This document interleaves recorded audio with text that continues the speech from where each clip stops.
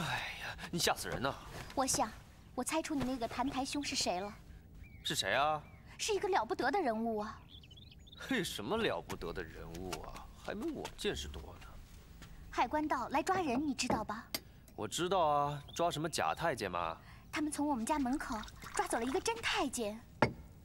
哪有真太监？我亲眼看见的。怎么会有真太监呢？那个人不是装的。嗯。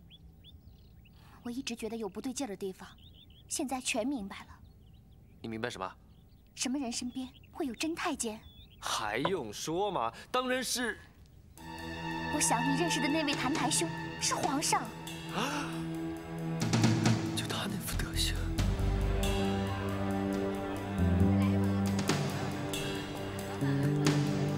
你看，连守门的都没有，怎么可能是皇上呢？让开！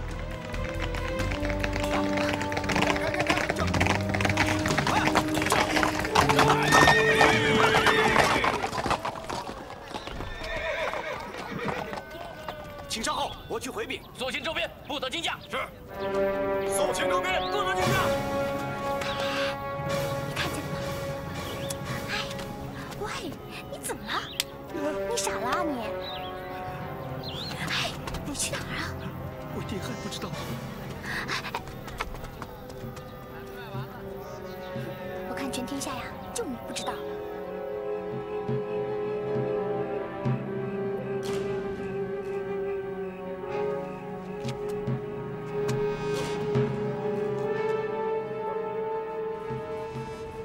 小魏，要不喝点什么？要不要吃点什么？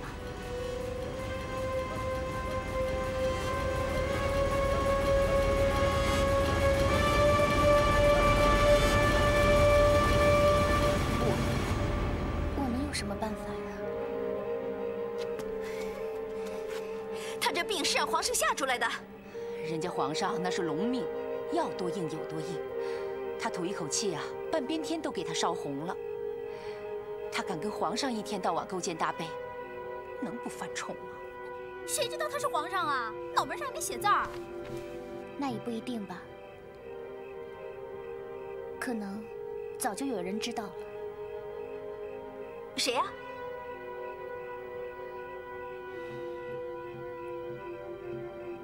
老爷？老爷知道这事儿？行了，别瞎猜了，赶快找郎中给他看病。说个点儿，赌大还是赌小？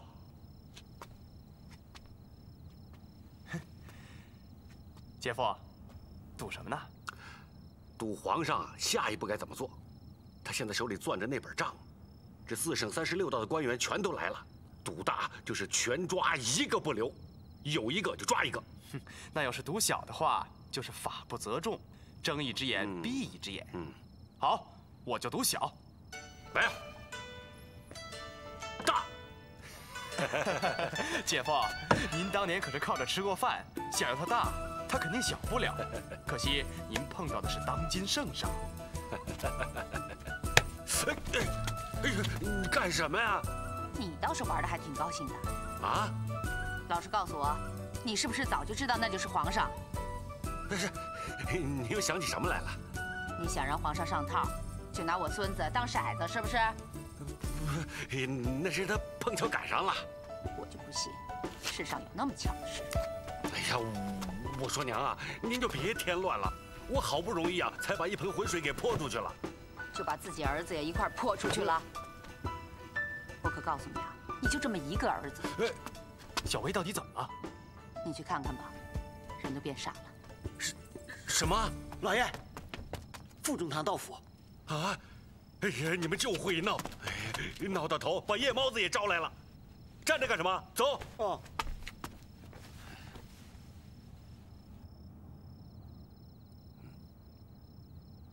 没有外人吧？没外人啊。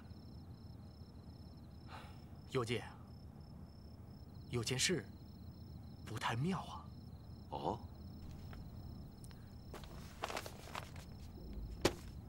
这是查抄海关道的时候查出的一本密账。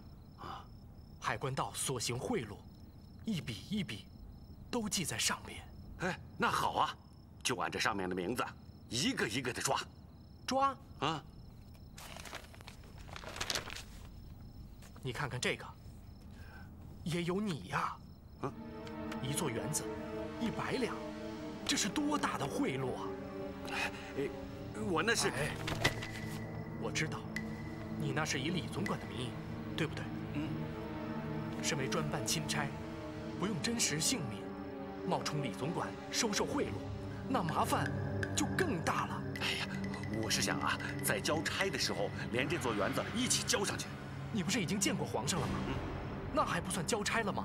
怎么没提园子的事儿？这皇上根本不让我说话呀！哎，这话你跟谁掰扯？你看见了吗？这上边有多少官员？一旦交不议处，那就是一场大狱，逼得这些人各有一套说法。到时候，横攀竖咬的，落井下石的，借题发挥的，公报私仇的，什么都会出来了。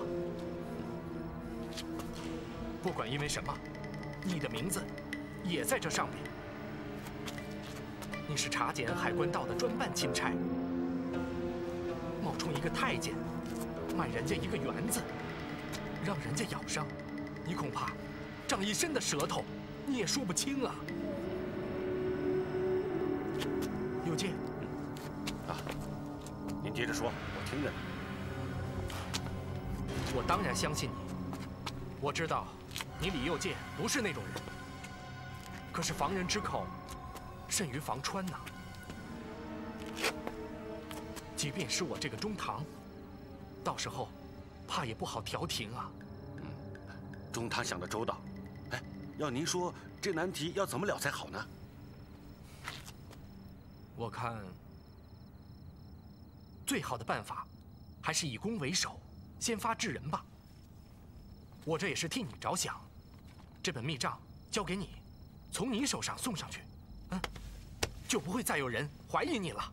哦，哎，您是说，从我这儿过一道手，再交给您，就算没事了，对吧？对呀。那现在已经过我手了，交给您。这叫什么？哎，这是您说的呀。哎，我不是这个意思。那你什么意思啊？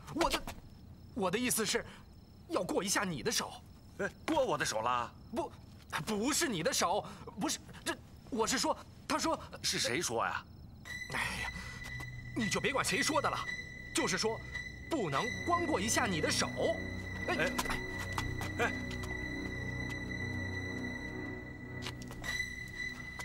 我好像明白了，你是让我拿着它，照着上面的人，通通参一道。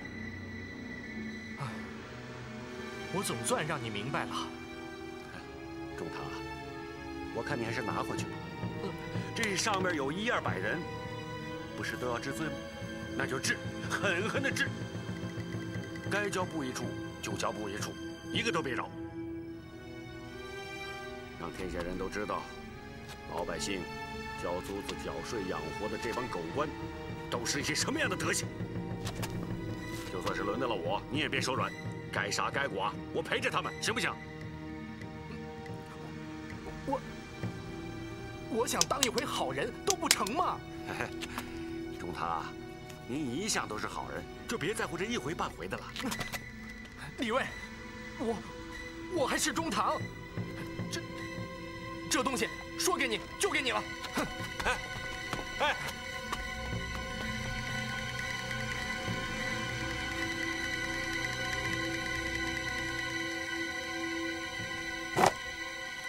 李卫，这回我看是要得罪一些人了。皇上真的不再追问了？真的就下不为例了？你以为我不着急吗？我不恨吗？身在其位，不得不虑。当下稳定才是最重要的。李卫说了些什么？李卫说，真要能有一个治一个，就连他一块办了吧。要杀要剐，他都愿意陪着。虽然是计划，可那也是一种人心所向啊。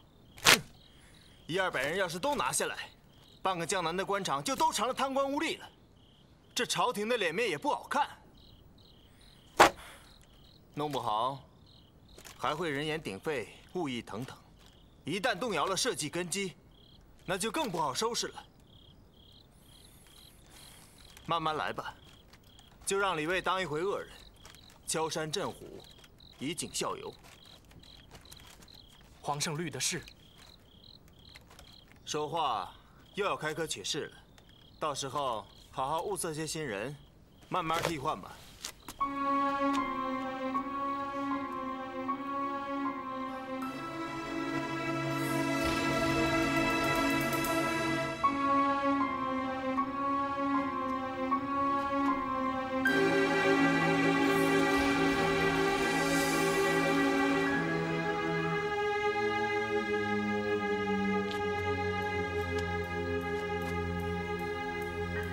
吃点什么？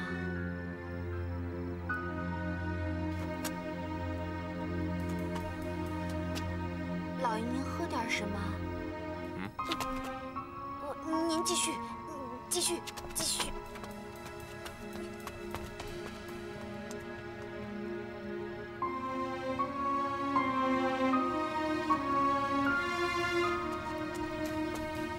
怎么回事啊？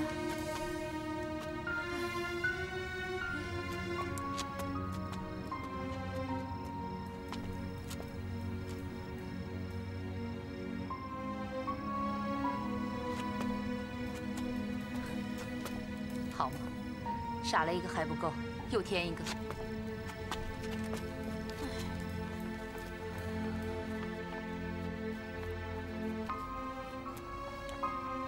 我说儿子，我该怎么办呢？这明明是皇上要法外开恩，不想把事情闹大，让我出面当把恶人，然后他老人家再来个宽大处理。这一看就是老套路嘛，1两百口子，这个恶人可当大了。哎，这要是把这帮混蛋王八蛋都处置了，我就是让他们咬一声窟窿也值啊。可是到时候，恩赐上书，来一句什么煞不为例啊，屁事没有，我这是干什么呀我？哎呀，赔本赚吆喝。我长这么大没干过这买卖呀，哎，想不干也不行啊。我已经是够混不讲理的了，居然还有一个比我更厉害的啊！派中堂出面堵到家里来，硬塞给我一个烫手的山芋。哎，你说，上吊吧？什么？上吊？行，你怎么给爹出这么个馊主意啊？不，你死了可以变成鬼，鬼什么都不怕。喂！哎，嘿嘿，让自己先变成鬼，嘿嘿，这小子该明白的时候比谁都笨。哎，这一傻呀，都傻出名堂来了。药来喽，小魏，该吃药了，吃完药就好喽。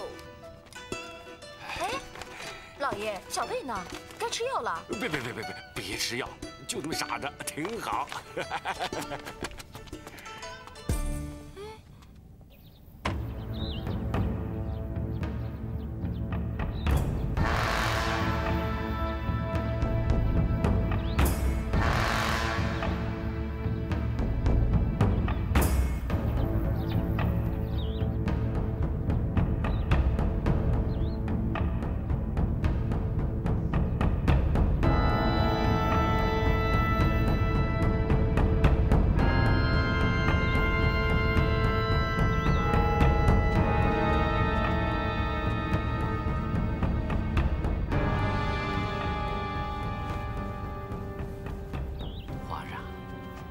外边那些人已经跪了大半个时辰了，让他们跪着。哎，早晚还是要见的。是要见，就是一群鬼，朕也得见。是。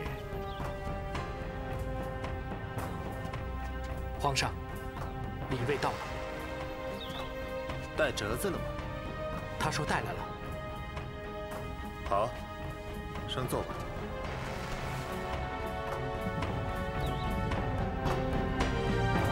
恭喜！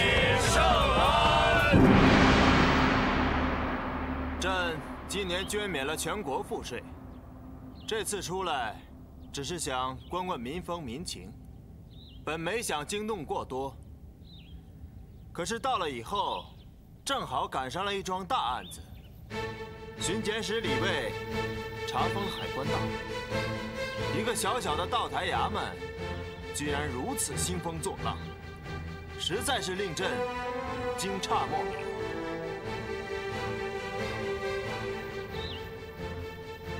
李卫来了吗？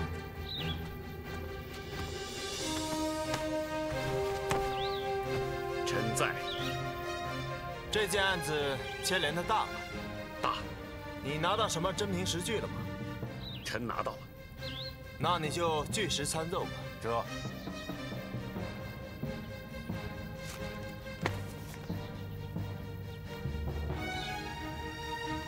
臣在查抄海关道的时候，发现了这本例账。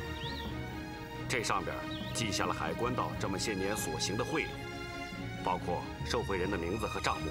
有多少人？不少，5品以上的小200口子。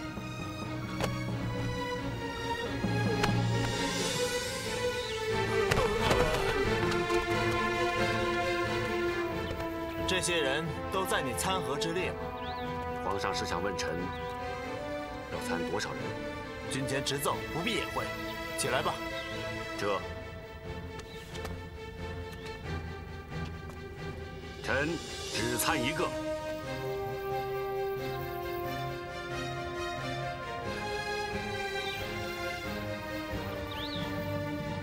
就是臣自己。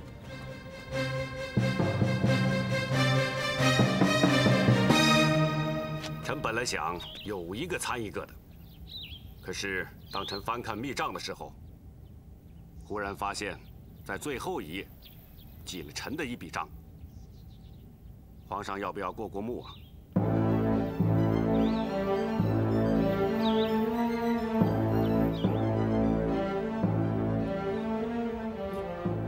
你就说吧。这，是这么回事。臣来的时候为了办案方便，假借了一个内务府总管的身份，嘿，还真把他们给蒙过去了。他们为了拉拢臣，不，应该说是为了拉拢李总管。当然了，李总管是臣办的，拉拢李总管也就是拉拢臣。皇上听明白了吧？太啰嗦了。是，臣尽量简明扼要。他们为了拉拢臣，不，应该说是拉拢李总管，将一座园子眼睛都不眨的就贿赂了。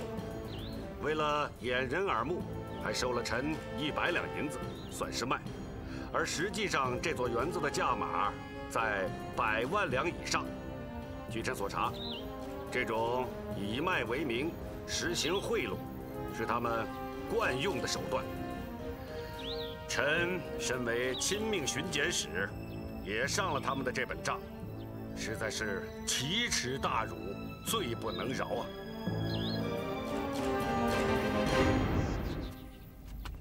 你这也是为了办案啊？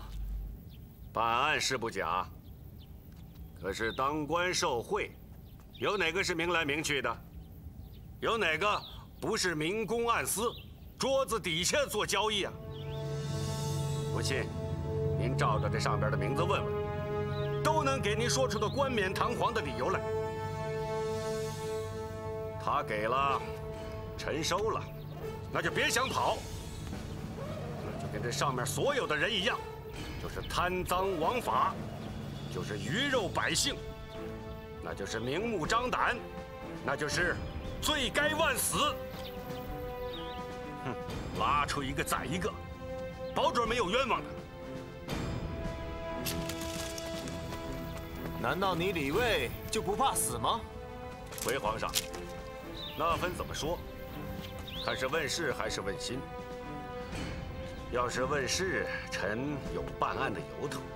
那座园子在臣手里一共不过2个月零18天，加上臣自首在前，按大清律例还不至于砍脑袋。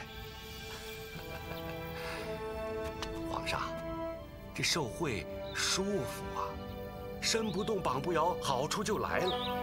只因为你占据着权位，不拿白不拿，那座园子，臣虽然只住了2个月零18天，可还真就想住下去了。这要花有花，要草有草，随便哪间房子都比臣原来的房子大得多。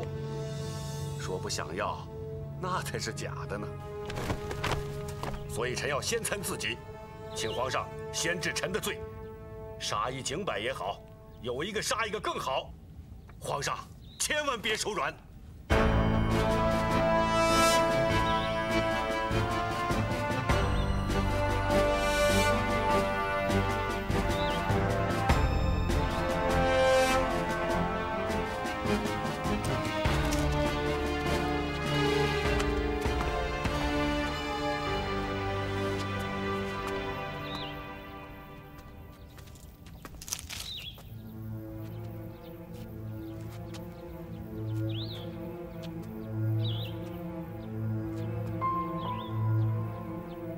该说的都说了，该骂的都骂了，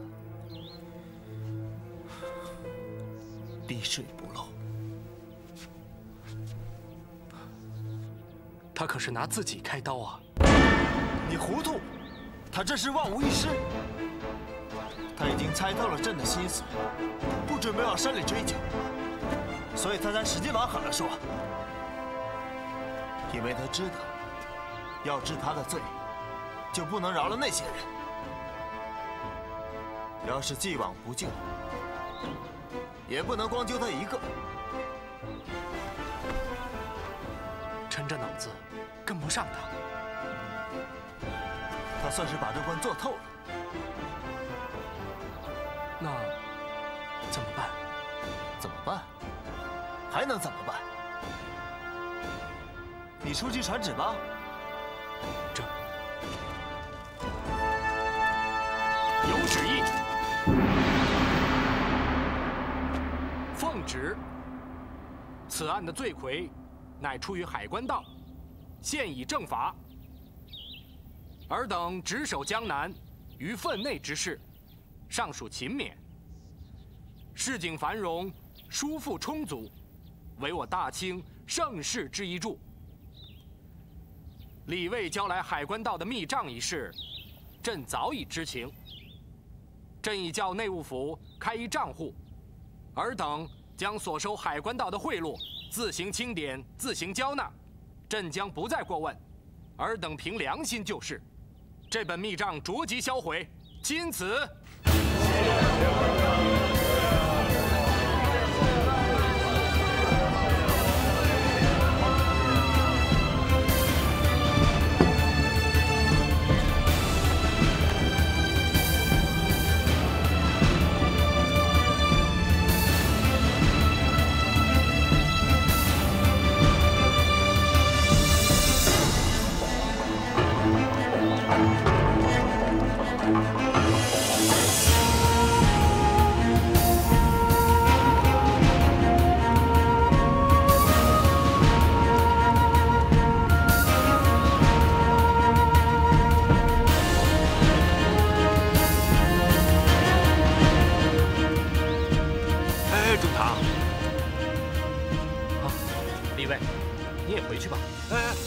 回哪儿啊？什么？哎呀，中堂啊，我已经上过2回辞官折子了。哎，这回去的意思是不是皇上已经批准我辞官归故里啦？辞，让他辞，回家种地去。朕再也不想看见他。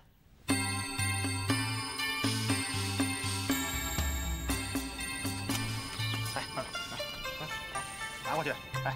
扫一下，这边。哎，你们快收拾行李啊！快点啊！你们也是，快收拾行李。哎，怎么回事啊？皇上准老爷辞官了。老爷说杀一头猪，今天晚上咱们喝酒打牙祭，好好庆祝。可以回家了，可以回家种地了。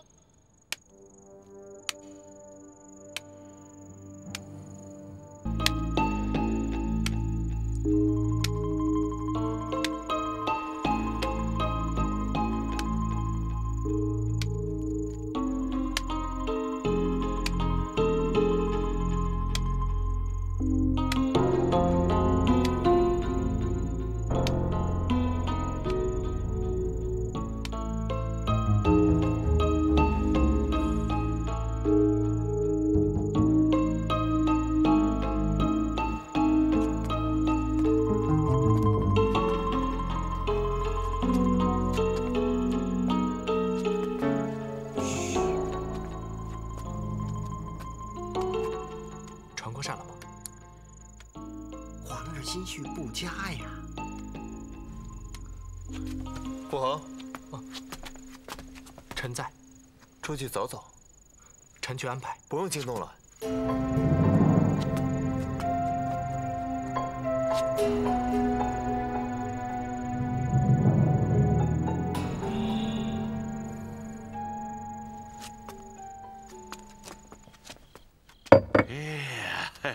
哦，可以吃了。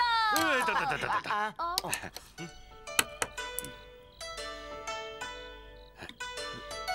来人呐！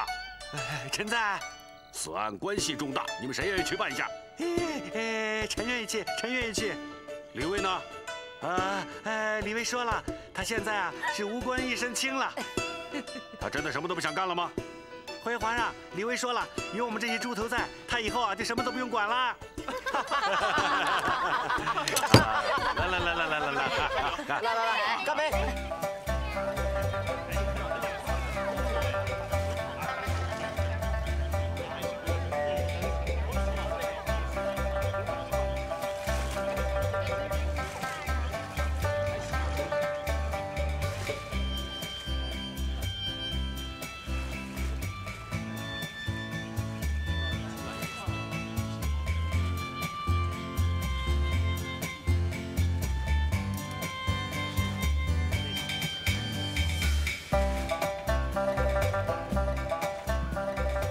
一代山河，六朝故地，多少英豪俊秀都是匆匆而来，匆匆而去。真是人在江湖，身不由己。皇上又想起了哪位古人？何必古人？朕何尝不是这样？那些六朝人物怎么能和主上相提并论呢？朕时时有一种身不由己的感觉。皇上乃社稷之主，一言一动都是天下的利害，自然是自己，也不是自己。是自己，也不是自己。朕岂不成了天下最大的囚徒了吗？皇上言重了。既然应了天命，也就只能是以一人奉天下了。这不是御前奏对，不用满嘴的官样文章。来，我要给老爷满上，老爷啊，辞官了。来，满上。给老太太也满上。真没想到，这辞个官比升官还难。嘿，老太太，你这话真明白。我看着呢嘛，折腾了这么多日子，这愣是啊辞不掉。其实啊，这辞官啊也分真假，真的假不了，假的真不了。假的多，真的少啊。入木三分。那是。那古人云：“相逢尽道辞官去，林下何曾见一人。”说的是啊，那些天天嘴里喊着要辞官的人啊，没有一个是打心眼里想辞的。那不过是找一个借口沽名钓誉的一种手段。冷不丁的碰上了一个真的，别人还以为是假的。老太太，您呀是越来越明白了。哎，我们家这份聪明劲儿那是传代的。那当然。哎，小魏呢？啊？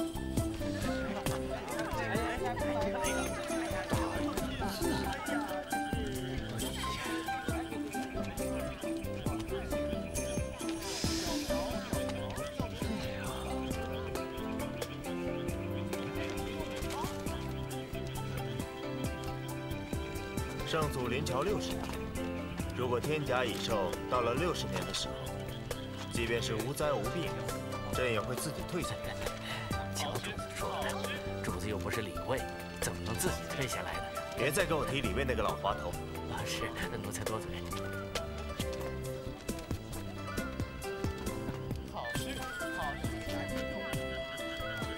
李卫实在是太精明了，事事都让他算计于前，得逞于后，拍拍屁股自己弄个无债真经。李卫辞官，并非沽名钓誉，既然已经辞了，我看就算了吧。你就是个烂好人。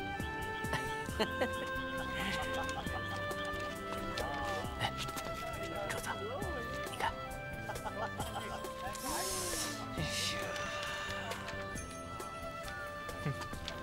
说曹操，曹操就到。刘备大哭，刘邦大笑，打一字。这是翡翠的翠字。哎，对呀，关羽族、项羽族，哎呀，我猜出来了。啊！是啊，你是得了令尊的真传了吗？怎么，不认识谭台兄了？认识啊。哎。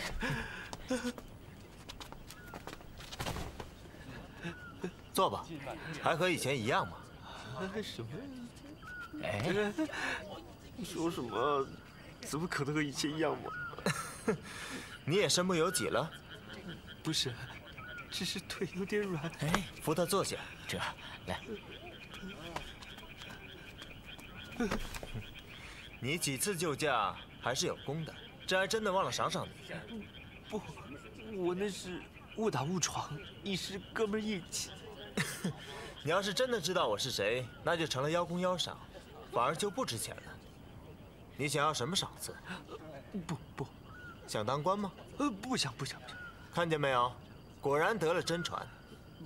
不是了，因为我爹他好不容易才把官给辞了，我也就算了吧。怎么个好不容易啊？他辞了好几次官都没辞掉，我觉得当官有什么不好的吗？哎，你真不知道啊！我爹他说啊，这官是越当越没劲，主子呢是越来越难伺候。所以呢，官辞掉就心静了。他还说什么呢？他呀，他说他无官一身轻，这种轻松有钱都很难买到。人在江湖身不由己。 辞了就好了。啊！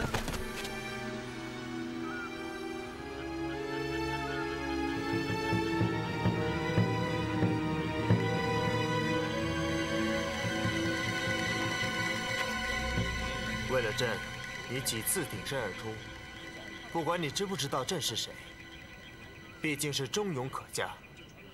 李卫的事就不用管他了。 朕赏你一个御前5等带刀侍卫，知会李卫一声。这，你就不用回去了，随朕左右。谢皇上。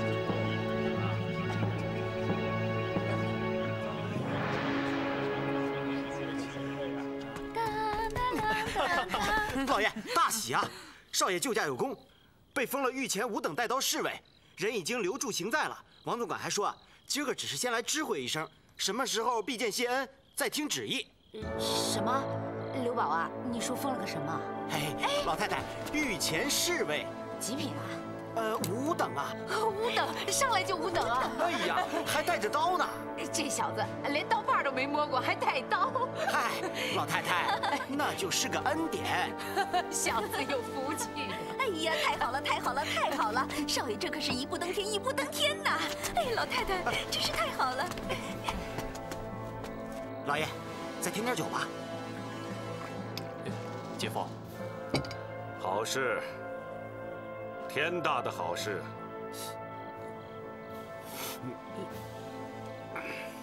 唉，皇上，李卫那个儿子，说封就封了。周文王当年同夜封地，周公入贺，谓之君无戏言。看样子，那个李小卫是一点武功都不会的。这御前侍卫，怕不合适吧？你可真实在！你以为我真指望他救驾？你觉得李卫这个人到底怎么样？李卫，臣怕说出来皇上不爱听。没关系，说。李卫虽然不招皇上喜欢，可是臣一直以为人到无求品自高。李卫这个人难得之处在于无求，不管于名于利，别人都在意的事他不在意，故而活得清爽。这是论人品。若论官品，李卫不媚上，不欺下，喜怒好恶全凭性情。看上去行为怪异、歪七扭八，可应对于错综复杂的官场事态，反而能举重若轻，处处行之有效。眼下的朝臣中，能和他堪称伯仲的，还真不多。这番话嘛，倒看得出你3分慧眼。洞明烛照，知人善任，这才是宰辅的胸襟嘛。皇上也这么看？我认识他的时间比你长多了。这么说，封这个御前侍卫是对李卫的恩赏。刚夸你像个宰相，怎么又老实起来了？可李卫这样的人才是不能轻易丢弃的。可皇上已然准他辞官了。所以啊，我才要把他的儿子留下来。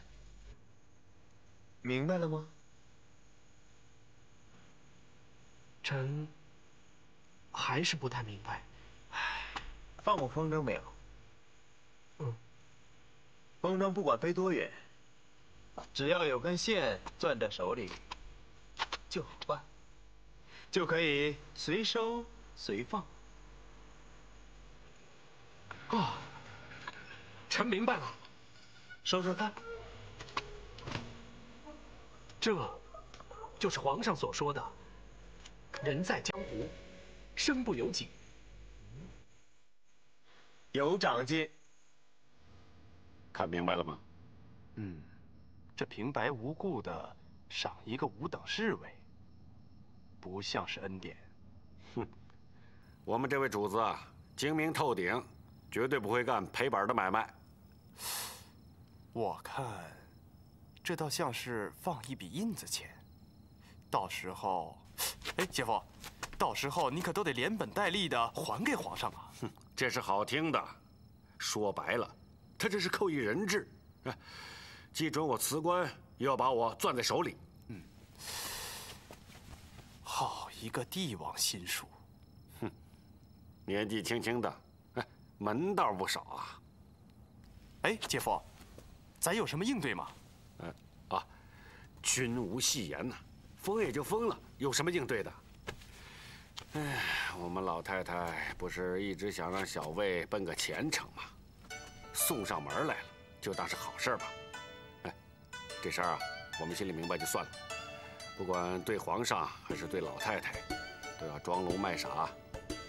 哎，姐夫，您真打算转身就走啊？不走干什么？啊，既然要装聋卖傻，就别拖泥带水。该谢恩的谢恩，该喝酒喝酒，该回家就回家呗。姐夫，这小卫还在皇上身边呢，您能放心啊？哎呀，闯荡也好啊，都这么大人了，总不能一天到晚过父母哥们的日子吧？看他的造化吧，哎呀，这个配的，这叫什么事儿嘛这？皇上，这是家父谢恩的折子。家里怎么样？家里上上下下都高兴坏了。哦。那李卫呢？他也很高兴吗？高兴，他特高兴，还特地杀了头大肥猪。那头肥猪200多斤呢。他舍得你出来？舍得，他特舍得。他说，我在家里憋着呢，没出息，所以早想让我出来闯荡了，可是一直没机会啊。他还说什么了？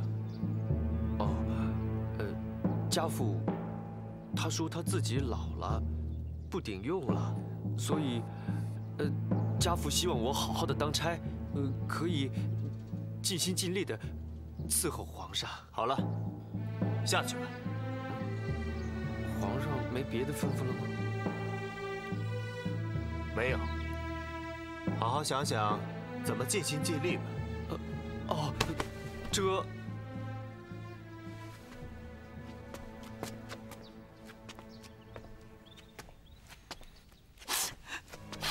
哎哎呦，老太太，您这是怎么了？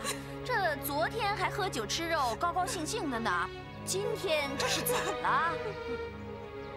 你说小薇这孩子长这么大还没离开过家呢，这一走天南地北的，可怎么办呢？哎呦，老太太，人家小魏是谁呀？人家现在是皇上身边的带刀侍卫，吃香的喝辣的。哎，你听听，还带着刀呢，多危险呢！那就是个说法，不会让他真的出兵放马耍大刀的。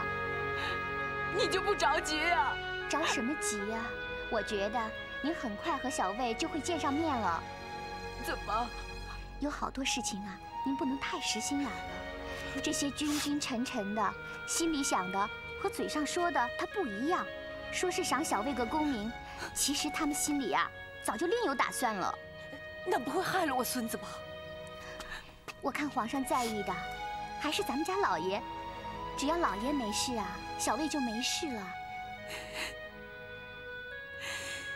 本来我还想着回到家找个好日子给你们办了，你瞧瞧这一走，也不知道要等到什么时候。我在您身边，不是也挺好吗？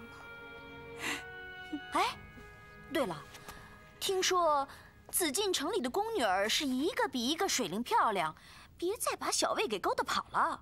胡说八道，那都是皇上的人。啊，皇上怎么了？皇上也用不了那么多呀，万一他一高兴赏他一个。哼，放着这么好的玫瑰门媳妇儿，他要敢胡来啊，我先打断他腿。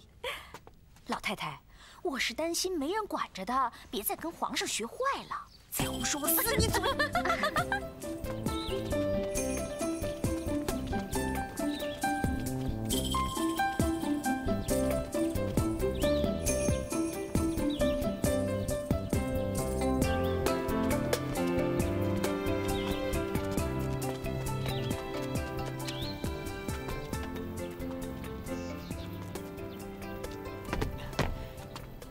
您忘什么东西了？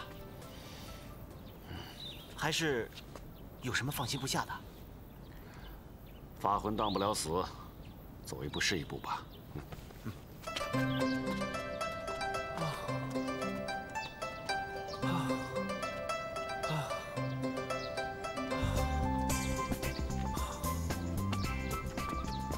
哎，总管，总管，嘿嘿，总管，总管吉祥。哎呦，李侍卫，快请起，请起。忙什么呢？我是想向总管讨教讨教。甭客气。我初来乍到，没伺候过主子，不知道怎么才算是尽心尽力呀。其实啊，也没什么，就两样，一个是小心谨慎啊，对，还有一个是尽可能想办法让主子高兴啊。高兴？